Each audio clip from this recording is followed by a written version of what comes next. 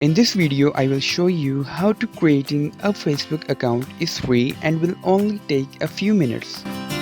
First go to facebook.com, click the sign up button.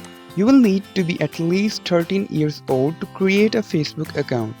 On the Facebook homepage, enter in your first name, last name, email address, password, birthday and gender. You must use your real name for your account. Click the sign up button if all of your information is correct. You will be sent a verification email to the email address you provided. Open the verification email. It may take a few minutes for the email to get delivered.